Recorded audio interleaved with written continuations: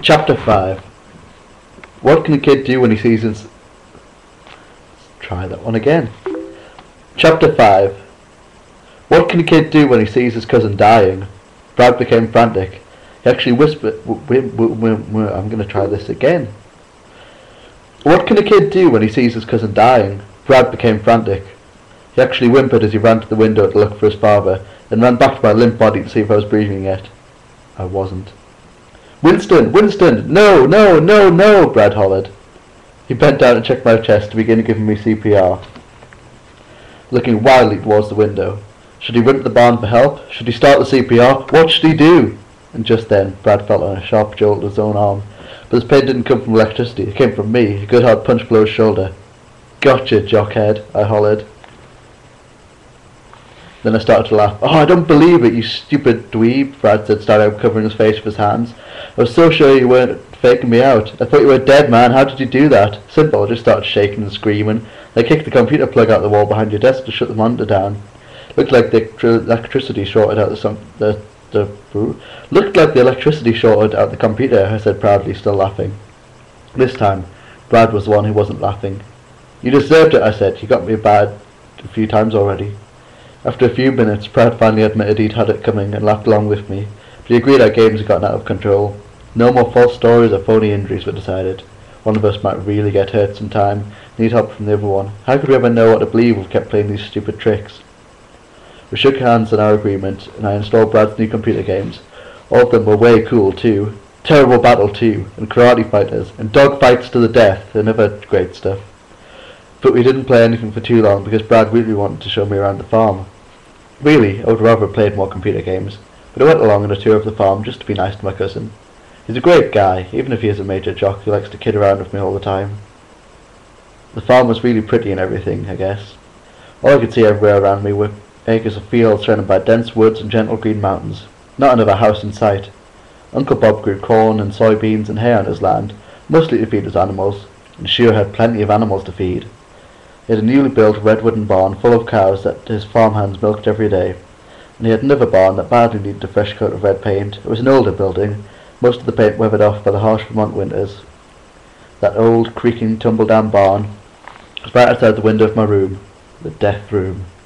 This was the barn where Uncle Bob kept a few horses, along with several bulls he planned to slaughter for food.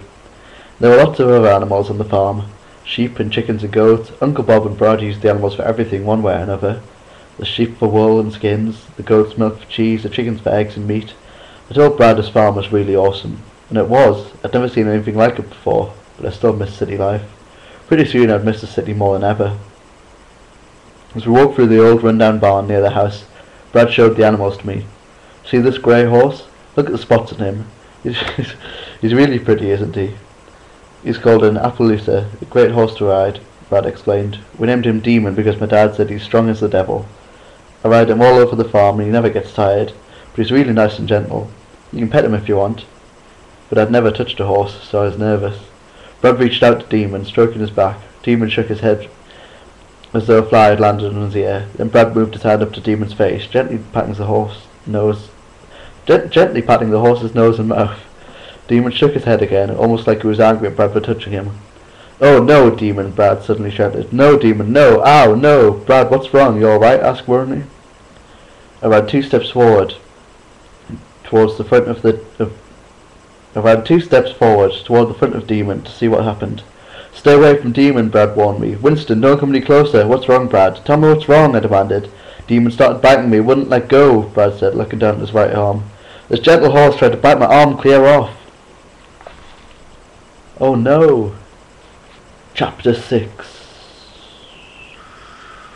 "Brad, you promised," I scolded. "We said we weren't going to fake each other out anymore with these stupid games." When Brad moved away from Demon, I could see this was no game. Blood was streaking right down his arm, running in little rivers to his hand.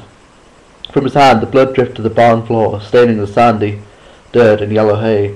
"Brad, you're really hurt. You weren't fooling," I blurted out. I ran for him so quickly my glasses almost fell off. Now I was the one who was growing frantic. "Ow, man, this really hurts. Demon bit my hand," Brad complained. "He's never bitten anyone before. What got into you, Demon?" Demon didn't move or make a sound. "What's wrong with that horse? It's always so gentle and easy going," Brad said as we walked back to the house. He was holding his arm and wincing from the pain, blood still seeping down his arm, dripping onto the earth. Maybe he doesn't like me, I said, worried about Brad's arm.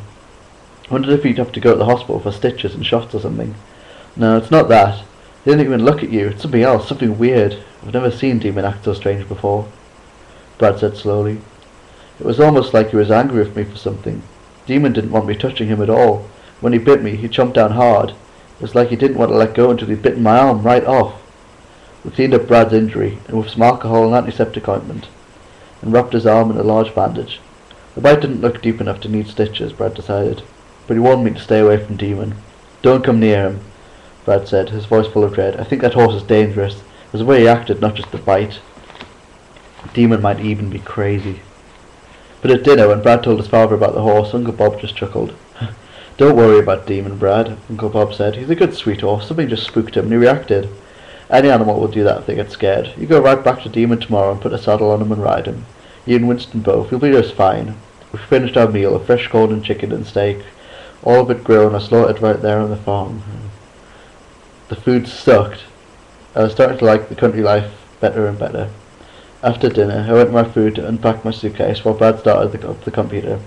We wanted to play some more of the cool games Uncle Bob had bought for us. I put my clothes in the closet, and in the closet I took my suitcase into the bed. And I decided that I didn't want to think of this room as the death room anymore. Not even when kidding around with Brad. Not if I was going to sleep in there for 2 weeks. All alone. I was sorry I'd ever called it the death room in the first place. I looked out the window at the old barn where Demon liver horses and bulls lived, and I could see the new bright red barn farther away from the house. It looked like several farmhands were still hard at work, even though it was past dinner time. When I walked into Brad's room, the computer was turned on, but my cousin wasn't sitting in front of the monitor. Instead, he was looking at the back of one computer game box, and he looked really frightened. I wonder if this was another one of Brad's jokes, even though we'd agreed to stop fooling with each other. Sometimes Brad gets carried away with things and doesn't know when to quit. Hey Winston, come here and check this out, dude, Brad said worriedly. This just totally weirds me out. It's only the back of a computer game box. Big deal, I know all those games anyway. I'll show you how to play any of them. I said, probably sounding like a know-it-all. Sometimes geeks like me have a hard time remembering that we don't know everything. You didn't install this game, geekhead. I forgot. Dad even bought it for me. Just found the box under these books beside my desk. I guess it just fell off the pile. The other games got buried under my books. He held out the box for me to take. I looked at the front of it. My heart seemed to stop beating just for a moment. I couldn't find any way to take a breath. The game was called Animal Killers. The cover illustration showed a bunch of animals, all of them eating people. Except they weren't just any animals.